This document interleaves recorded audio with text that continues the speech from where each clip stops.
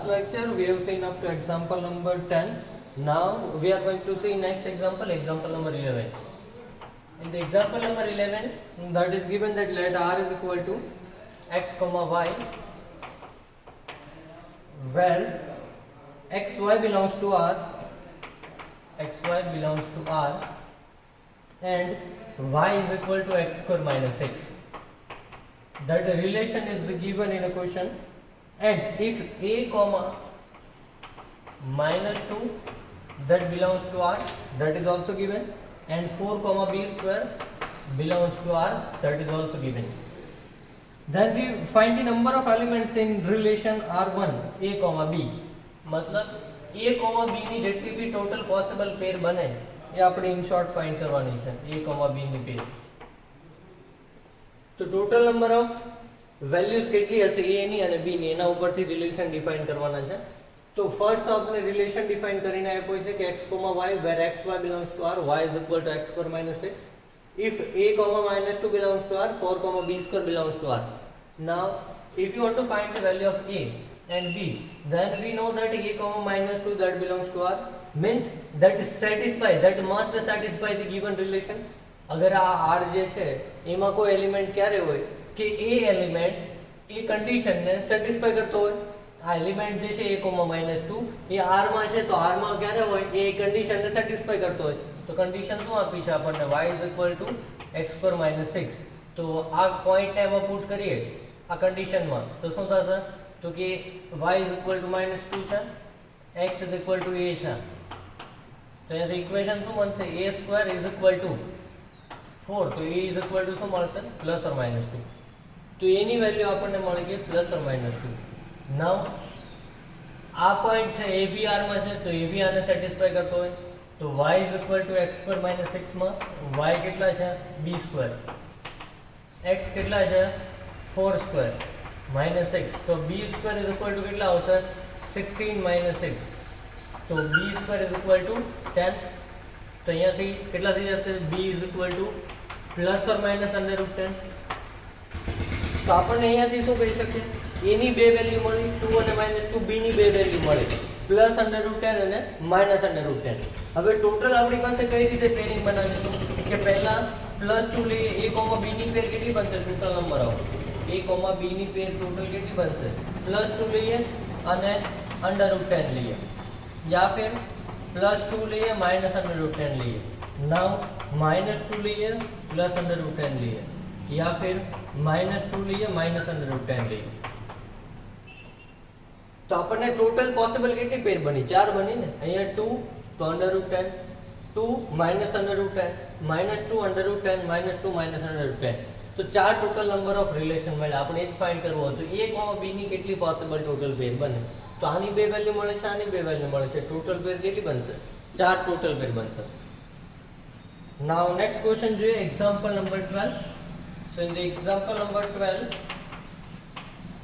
given that let a is equal to xyz, a is equal to given that is xyz, and b is equal to 1, 2. a is equal to xyz, b is equal to 1, 2. Find the number of relation from a to b. Relation total number of find કરવાના છે. તો આપણે formula already લખાવેલું છે. Total number of relation કેટલા થાય, total number of relation 2 power p³ total number of relation. p શું છે, a માં આપેલા total number of element, q a શું છે, b માં આપેલા ટોટલ નંબર ઓફ એલિમેન્ટ. તો p મતલબ a માં આપેલા ટોટલ નંબર ઓફ એલિમેન્ટ કેટલા છે, 3. q મતલબ b માં આપેલા ટોટલ નંબર ઓફ એલિમેન્ટ કેટલા છે, 2. તો કેટલા થશે, 2 પાવર 6. તો આપણો આન્સર થશે total number of possible relation કેટલા થશે, 2 પાવર 6. આપણે લખાવ્યું છે તો ફોર્મ્યુલા કે total number of possible relation કોઈ બી બે સેટ આપ્યા હોય તો શું થાય, 2 power p³ where p is the number of element in a set and q is the number of element in b set. Now next જોઈએ exercise છે. Now next exercise, concept exercise 1. First તમારે try કરવાની છે. અગર કોઈ ક્વેશ્ચનમાં doubt છે, અગર નથી આવડતો કોઈ સવાલ, તો તમારે મને પૂછવાનો છે. પણ પહેલા તમે ટ્રાય કરશો એક્સરસાઇઝ 1 જાતે. એની પહેલા તમારે આ જેટલું બી આગળનું કરાવ્યું 12 સુધીનું, અપ ટુ 12, ટોપ ટુ 12 સુધીનું બધું જાતે ટ્રાય કરીને પછી તમારે એક્સરસાઇઝ 1 ઉપર આવવાનું છે, એ બધું આવડી જાય પછી એક્સરસાઇઝ 1 એ ટ્રાય કર્યા પછી એમાં જે બી સવાલ નથી આવડતો એ તમારે મને કહેવાનો છે. નાઉ નેક્સ્ટ જોઈએ આપણે function. So what is the definition of function? Function means a relation from non-empty set A to non-empty set B is called a function if and only if in a non-empty set A every element that uniquely associated with non-empty set B, element of non-empty set B. मतलब अगर कोई બે set લઈએ છીએ A અને B, તો A સેટના જે એલિમેન્ટ હશે એ દરેક એલિમેન્ટ B સેટ સાથે યુનિકલી એસોસિએટેડ હોવા જોઈએ. ઇન ધી સેન્સ કઈ રીતે મેં કહેવા માંગુ છું, લેટ્સ સે 1 2 3 હોય, અહીંયા A B C છે અને D 4 છે, તો અહીંયા પછી આને અહીંયા જોડીએ છે અને આને અહીંયા જોડીએ છે. તો જો યુનિકલી એસોસિએટેડ વિથ મીન્સ એક જ પેર હોવી જોઈએ, દરેક એલિમેન્ટ એક જ સાથે જોડાયેલો હોવો જોઈએ. તો 1 તો જો A સાથે જોડાયેલો છે, 2 તો કે B સાથે જોડાયેલો છે, 3 તો કે D સાથે જોડાયેલો છે. નાઉ અહીંયાથી જોઈએ તો 1 A સાથે, 2 B સાથે જોડાયેલો છે, 3 D સાથે જોડાયેલો છે. નાઉ આગળ અહીંયાથી જોઈએ તો 1 મોર બીજી કન્ડિશન શું પુટ કરીશું, અગર હું આ રીતે કોઈ મેપ જે છે ફોલો કરું છું, લેટ્સ સે 1 2 3 અહીંયા A B C D, હવે 1 જે છે એ આ રીતે જોડાયેલો છે. તો અહીંયા શું પ્રોબ્લેમ આવ્યો કે 1 જે છે યુનિકલી નથી જોડાયેલો. યુનિકલીનો મતલબ મેં હમણાં શું કીધું, દરેક એલિમેન્ટ એક જ પેર સાથે જોડાયેલો હોવો જોઈએ, એક જ એલિમેન્ટ સાથે. દરેક A નો એલિમેન્ટ, A સેટનો એલિમેન્ટ B સેટના એલિમેન્ટ સાથે યુનિકલી જોડાયેલો હોવો જોઈએ. તો અહીંયા 1 જે છે એ પાછું જો 2 સાથે જોડાયેલો છે, એટલે આ યુનિકલી નથી જોડાયેલો. તો 1 2 સાથે જોડાયેલો, એટલે આને ફંક્શન નહીં કહેવાય, આ ફંક્શન કહેવાશે. તો અહીંયાથી હવે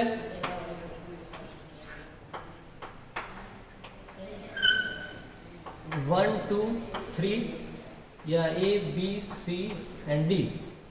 अब હું અગર આ રીતે કોઈ ફિગર ડ્રો કરું છું, લેટ્સ સે આ રીતે, તો આ બી ફંક્શન નથી. શું કામ કે ત્રીજો એલિમેન્ટ જે છે એ જોડાયેલો નથી. મેં હમણાં શું કીધી કન્ડિશન, ફંક્શન હોવા માટે 3 કન્ડિશન છે. પહેલી કન્ડિશન, બંને સેટ નોન એમ્પ્ટી હોવા જોઈએ, મતલબ ખાલી ગણ નહીં હોવા જોઈએ, બંને સેટ જે છે ખાલી ગણ નહીં હોવા જોઈએ, પહેલી કન્ડિશન ફંક્શન હોવા માટે. બીજી કન્ડિશન કે A નો દરેક એલિમેન્ટ, A સેટનો દરેક એલિમેન્ટ B સેટ સાથે જોડાયેલો હોવો જોઈએ યુનિકલી. A નો દરેક એલિમેન્ટ B સેટ સાથે યુનિકલી જોડાયેલો હોવો જોઈએ. અહીંયા જો અહીંયા શું થાય છે પ્રોબ્લેમ, A નો દરેક એલિમેન્ટ B સેટ સાથે યુનિકલી જોડાયેલો નથી. જો આ 3 નથી જોડાયેલો, 1 અને 2 જોડાયેલા છે, પણ મેં હમણાં શું કીધું, એના દરેક એલિમેન્ટ મતલબ જેટલા બી છે એટલા બધા યુનિકલી જોડાયેલા હોવા જોઈએ. અહીંયા તો જોડાયેલો નથી કોઈ, 3 એક બાકી છે, એટલે આ ફંક્શન નહીં કહેવાય. આ કેસમાં શું પ્રોબ્લેમ થાય છે, થર્ડ કન્ડિશન આપણે જોઈએ તો થર્ડ કન્ડિશન શું છે ફંક્શન હોવા માટેની. થર્ડ કન્ડિશન એવી છે કે A નો દરેક element every element of A should not have more than one image. મતલબ A ના દરેક એલિમેન્ટને કોઈ 1 કરતા મોટી વધારે ઇમેજ નહીં હોવી જોઈએ. 1 ને જો અહીંયા કેટલી છે, 2 ઇમેજ છે. આજે અહીંયાથી મેપિંગ શો કરીએ છીએ, એનો મતલબ શું થાય, 1 ની ઇમેજ છે. આનો મતલબ શું થાય, 1 ની ઇમેજ A છે, 2 ની ઇમેજ B છે, 3 ની ઇમેજ D છે. તો અહીંયા શું થાય છે, 1 ની ઇમેજ જે છે એ 2 સાથે છે. તો કોઈ પણ એલિમેન્ટને 1 કરતા વધારે ઇમેજ નહીં હોવી જોઈએ, તો એ ફંક્શન નહીં થાય. તો કેટલા કન્ડિશન મેં કીધી, 3 કન્ડિશન છે. તો પહેલી કન્ડિશન તો કે બંને સેટ નોન એમ્પ્ટી હોવા જોઈએ, both set must be non empty. Then after second condition કઈ છે, first condition થઈ both set must be non empty. second condition જે છે, every element of set A, every element of set A associated with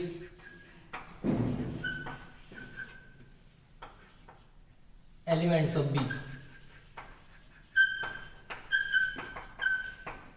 A નો દરેક element B સાથે જોડાયેલો હોવો જોઈએ. અને થર્ડ કન્ડિશન જે છે, every element, and third condition શું થશે કે નો element each and no element of A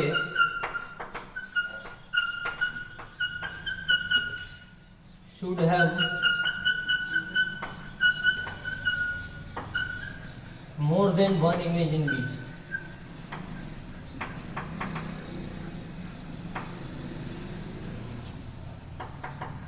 કે કોઈ પણ એના એલિમેન્ટને એક કરતા વધારે ઇમેજ નહીં હોવી જોઈએ. અહીંયા જો એક કરતા, અહીંયા કયા કન્ડિશનનું વાયોલેશન થાય છે? 3.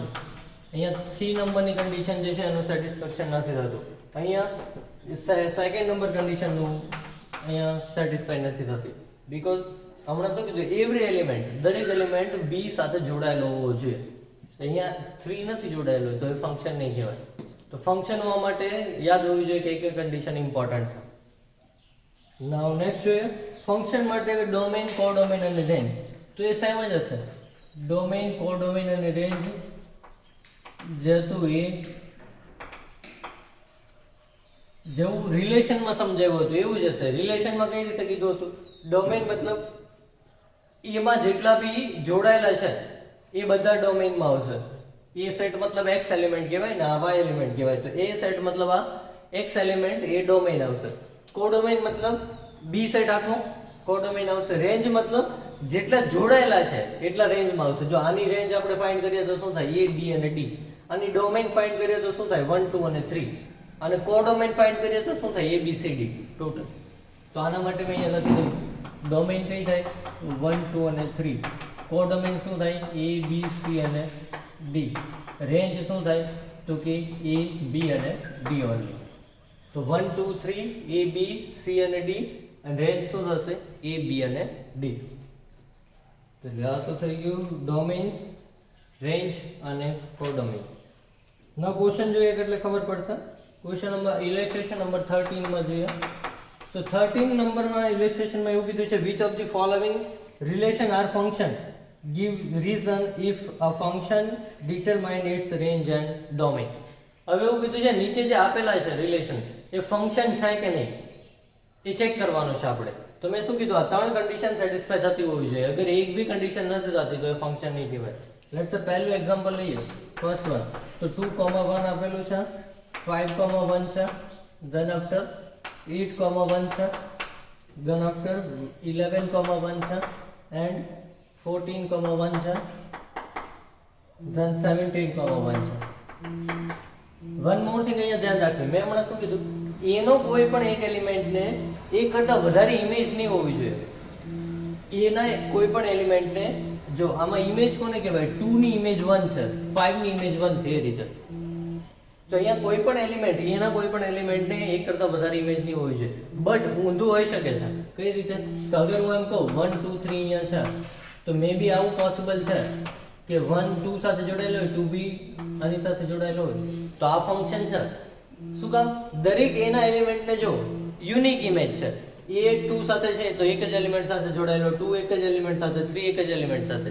તો એવું જરૂરી નથી કે અલગ અલગ એલિમેન્ટ સાથે. મેં એવું કઈ કન્ડિશનમાં લખ્યું જ નથી કે એના દરેક એલિમેન્ટ ડિફરન્ટ એલિમેન્ટ સાથે જોડાયેલો હોવો જોઈએ. એવું નથી લખ્યું. મેં એમ લખ્યું છે કે એક જ ઇમેજ હોવી જોઈએ. પછી ચાહે કોઈ બી સાથે જોડાયેલા હોય, 3 સેમ સાથે જોડાયેલા હોય તો બી ચાલશે, બટ યુનિક ઇમેજ હોવી જોઈએ. કે અહીંયાથી 1 2 સાથે છે, 2 2 સાથે છે, 3 2 સાથે છે. એક કરતાં વધારે ઇમેજ નહીં હોવી જોઈએ. એક જ સાથે જોડાયેલા હોવા જોઈએ ગમે તે. તો અહીંયા 1 2 સાથે છે, 2 2 સાથે છે, 3 2 સાથે જોડાયેલા. તો એક કરતાં વધારે ઇમેજ નહીં હોવી જોઈએ. એક જ ઇમેજ હોવી જોઈએ. એટલે આ ફંક્શન કેવા છે એક ધ્યાન રાખશે. એક્ઝામ્પલ જે છે એ આમાં એડ કરી દેશે. આ જે છે આ ફંક્શન કેવા છે. નાઉ આમાં જોઈએ 2,1 5,1 8,1 આ ફંક્શન છે કે નહીં આપણે ચેક કરવાનું છે. તો એના માટે શું ચેક કરવાનું હોય કે કોઈ પણ, પહેલું તો સાચું છે કે બંને સેટ નોન એમ્પ્ટી છે. બીજું ચેક કરવાનું, every element of set A associated with every element of B.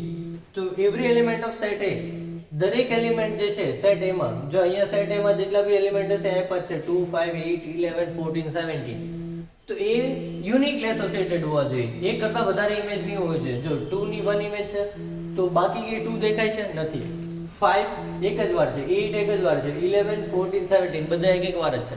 તો આ ફંક્શન થશે. સેકન્ડ વન જોઈએ. સેકન્ડ વન માં કીધું છે 2,1 4,2 6,3 8,4 10,5 then after 12,6 and 14,7.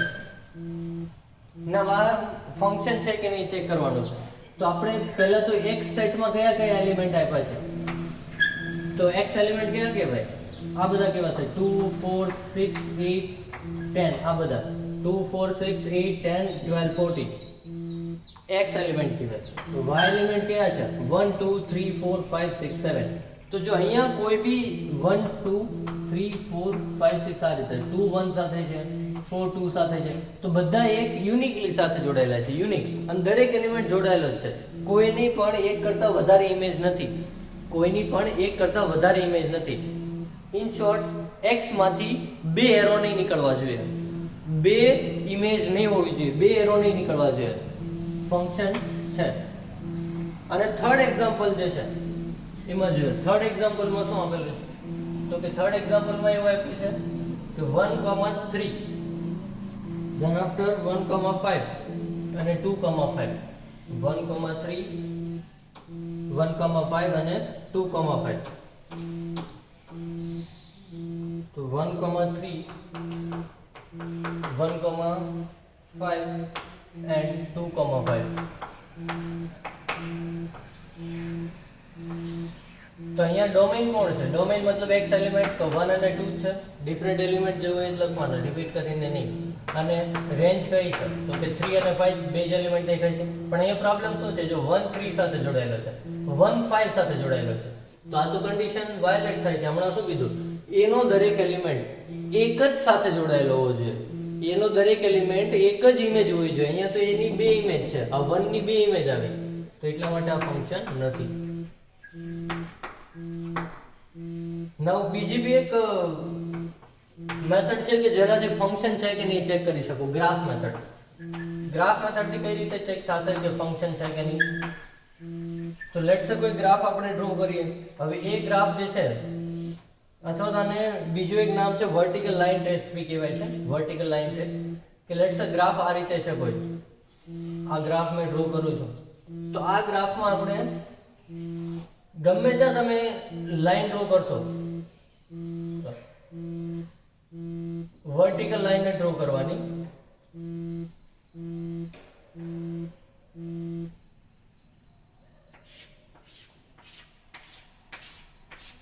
હોરિઝોન્ટલ નહીં, વર્ટિકલ લાઈન ડ્રો કરવાની.